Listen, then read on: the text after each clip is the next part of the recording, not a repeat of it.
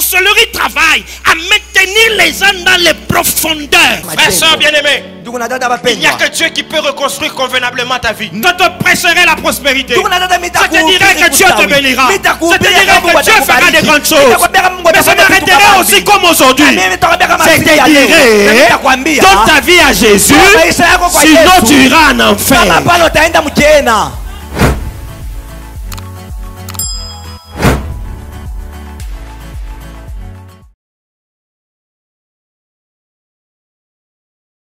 Seigneur notre Père, nous te bénissons pour ce moment que tu nous donnes, ce moment de prière. Accepte, ô Dieu, que ce temps te soit agréable. Accepte, Seigneur éternel, notre Roi, de nous ouvrir les yeux afin que nous puissions voir et entendre aussi les choses qui nous concernent au courant de cette prière. Nous voulons prier efficacement. Nous voulons, ô Dieu, parler efficacement afin que, éternel, nous puissions tous être au-dessus des attaques de nos ennemis. Saint-Esprit, entre tes saintes mains, nous te recommandons ce moment au nom de Jésus. Amen. Bien-aimés dans le Seigneur, bonsoir. Si tu me suivras le jour, bonjour. Nous bénissons le Seigneur pour ce moment qu'il nous donne. 15 minutes pour juste fixer une pensée qui va nous aider à prier après ce moment pendant 1 heure. Chaque vendredi, nous prions pendant 1 heure, de 18h juste à 19h juste. Et nous parlons pendant 15 minutes pour que ça puisse nous aider à prier. Nous voulons encore ce vendredi prier efficacement. Notre sujet autour duquel nous partageons et nous prions, c'est être au-dessus des attaques de tes ennemis que nous avons tiré de la 5e déclaration sur les 10 que nous avons de l'année 2020.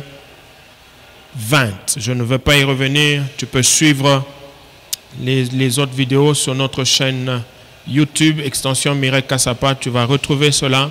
Tu peux écouter, tu peux prier avec cela. Mais nous sommes en train de parler des 3 stratégies pour être au-dessus des attaques de ses ennemis. La première, c'est la défense. Nous en avons parlé vendredi passé et je ne veux pas y revenir. La deuxième, c'est la résistance. La résistance. Mais avant de plonger dans la résistance, lisons l'un des passages phares de ce moment de prière. Ésaïe 54, versets 15 à 17, la Bible dit, « Si l'on forme des complots, cela ne viendra pas de moi. Quiconque se liguera contre toi tombera sous ton pouvoir. Voici, j'ai créé l'ouvrier qui souffle le charbon au feu et qui fabrique une arme par son travail, mais j'ai aussi créé le destructeur pour la briser. Toute arme forgée contre toi sera sans effet, et toute langue qui s'élèvera en justice contre toi, tu la condamneras. Tel est l'héritage des serviteurs de l'Éternel. Tel est le salut qui leur viendra de moi, dit l'Éternel. Alléluia. Troisième stratégie pour être au-dessus des attaques de ses ennemis, c'est la résistance. Nous avons la défense, mais ensuite nous avons la résistance. Frères et sœurs, l'ennemi nous attaquera, nous l'avons dit. L'ennemi se liguera contre nous. L'ennemi montera contre nous. L'ennemi nous mettra sous pression pour que nous puissions abandonner, pour que nous puissions lâcher, pour que nous puissions tomber. L'ennemi travaillera à nous engloutir. Une des stratégies pour être au-dessus, c'est la résistance. Toi et moi, nous devons résister afin de ne pas être engloutis par l'ennemi. Nous devons résister afin de ne pas être avalés par l'ennemi. 1 Pierre chapitre 5 versets 8 à 9, l'apôtre Pierre est en train de parler de cela. Il dit, votre adversaire le diable rôde comme un lion rugissant, cherchant qui il dévorera. Le verset 9 commence, il dit, résistez-lui avec une foi ferme. Résistez-lui. Il rôde, il veut dévorer, il veut détruire. il veut faire du mal. Qu'est-ce que vous devez faire? Résistez-lui. Alléluia. Mais avec quoi on résiste? Avec la foi. La résistance avec la foi. Quand l'ennemi se lève contre toi, quand l'ennemi t'attaque, tu résistes avec la foi. Hébreux chapitre 11 verset 1er nous parle de la foi. Oh, la foi. Je voudrais qu'on le lise rapidement. Hébreux nous parle de la foi et je voudrais... Hébreux 11 1er nous donne: or la foi est une ferme assurance des choses qu'on espère, une démonstration de celles qu'on ne voit pas. 3 mots dans la foi qui nous permet de résister. Le premier mot, c'est l'assurance. Tu ne peux pas résister sans assurance. Donc toute résistance, il doit y avoir une assurance. Sans l'assurance, il n'y a pas de résistance. L'assurance, c'est la confiance. L'assurance, c'est la garantie. Tu ne peux pas résister à l'ennemi si tu n'as pas d'assurance. Tu ne peux pas résister à l'ennemi si tu n'as pas la confiance. Il faut qu'il y ait la confiance pour que tu puisses résister. Le deuxième mot dans la foi qui m'intéresse, c'est l'espérance. Le premier, l'assurance. Le deuxième, c'est l'espérance. L'espérance, c'est une attente d'un bien qu'on désire, qu'on entrevoit comme probable.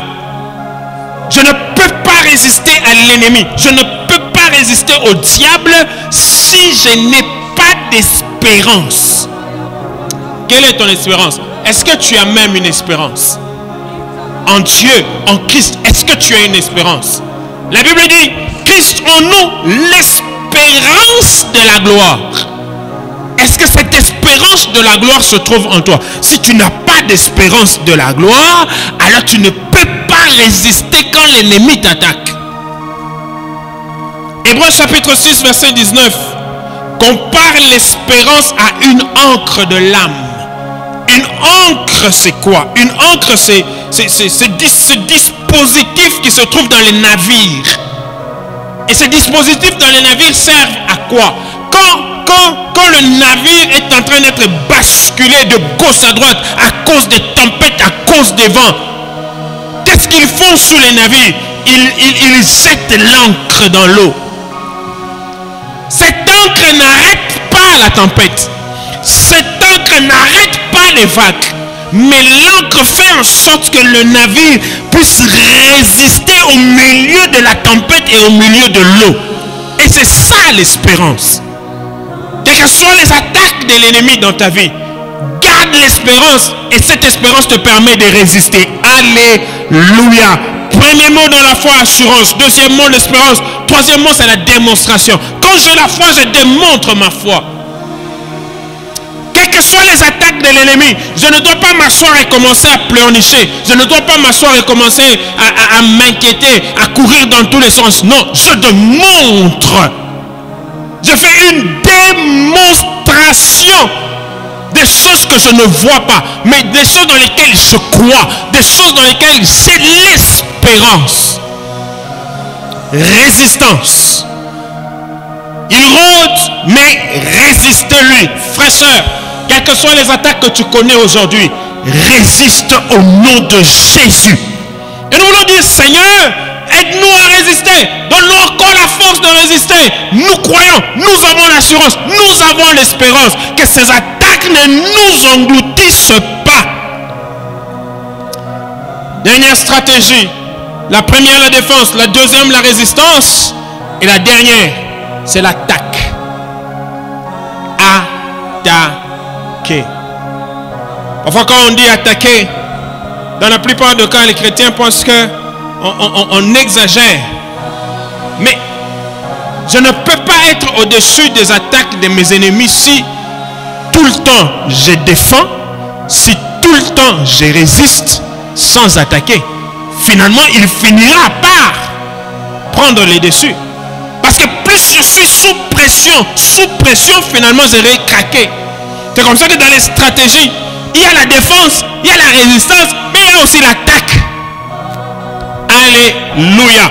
Frères, Je voudrais encourager chacun de nous à se lever en prière et à attaquer son ennemi. Je voudrais encourager chacun de nous à se lever en prière et à s'occuper de ses ennemis en les attaquant. Comment on attaque l'ennemi? Comment on attaque le diable? Comment on attaque la sorcellerie? On attaque l'ennemi par des paroles d'autorité. Paroles d'autorité. L'apôtre Paul, écrivant aux Éphésiens, j'y arrive, quand il parle du combat spirituel, il dit, nous n'avons pas à lutter avec la chair, avec le sang.